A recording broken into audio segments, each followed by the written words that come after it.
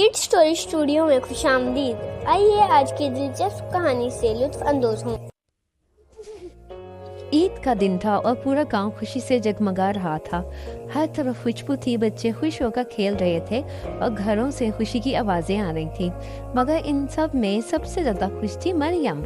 मरियम की उम्र 11 साल थी और ईद का दिन उसके लिए खास था। ये पहला मौका था जब वो अपने वालिदैन के साथ ईद के खाने और मिठाइयाँ बनाने में मदद कर रही थी। सुबह सवेरे मरियम की आंख खुली तो बाहर की हवा में एक ताज़ा खुशबू आ रही थी। ईद का दिन हमेशा खास होता था, लेकिन आज मरियम का दिल बेहद खुश था क्योंकि उसके वालिदैन ने उसे घर की तमाम मिठाइयाँ बनाने में हिस्सा देने का फैसला किया था। इसका दिल भर आया। उसने फौरन बिस्तर छोड़ा। माँ ने उसे नाश्ता देने की बजाय कहा, आज तुम्हारा काम ये है कि तुम हमारे साथ ईद की मिठाइयाँ बनाओ।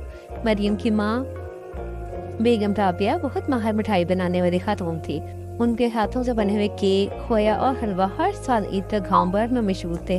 मरियम की जिंदगी का ये सबसे बड़ा ख्वाब था कि वो अपनी माँ के साथ मिठाइयाँ बनाए और लोगों की तारीफ सुने। सबसे पहले मरियम और उसकी माँ ने मीठा खोया तैयार करना शुरू किया। मरियम ने एहतियात से दूध को उबाला और उसमें चीनी डालकर पकाया। इस तरह इसका छोटा भाई अहमद खेलते खेलते किचन में आ गया और अचानक उसने हाथ से मिक्सचर गिरा दिया।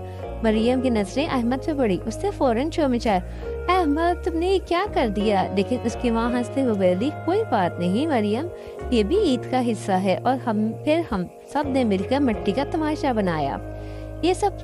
ये छोटी सी बात मरियम के लिए बहुत बड़ी बात बन गई। वो जान गई थी कि ईद का जौहर सिर्फ अच्छे खाने और नई चीजों में नहीं, बल्कि एक दूसरे की मदद, हंसी मजाक और सबका साथ देने में है। चंद घंटों में सब मिठाइयाँ तैयार हो गईं तो गांव के लोग आना शुरू हो गए। मरियम की वालदा ने गुलाब जामुन, बर्फी और दीगर मिठाइयाँ तैयार की थी और मरियम ने इनको दिल से सजाया। वह अपने भाई के साथ मिलकर इन मिठाइयों को मौकों में बांटने के लिए तैयार थी और इस दौरान उसकी आंखों में एक खास चमक थी।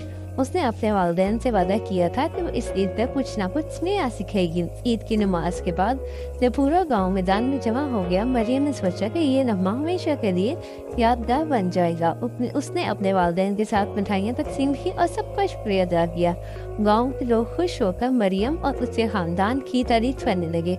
मरियम ने इन सब बातों से ये सीखा कि ईद की हकीकत सिर्फ खाने पीने में नहीं, बल्कि दूसरों के साथ मोहब्बत और भाईचारा बांटने में है।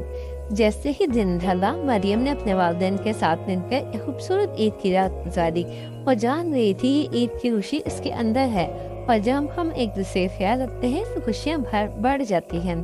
प्यारे बच्चों, याद रखो, ईद सिर्फ हमारा एक त्योहार का दिन नहीं है, बल्कि ये मोहब्बत, मदद और खानदान के साथ गुजारे के वक्त का जश्न है।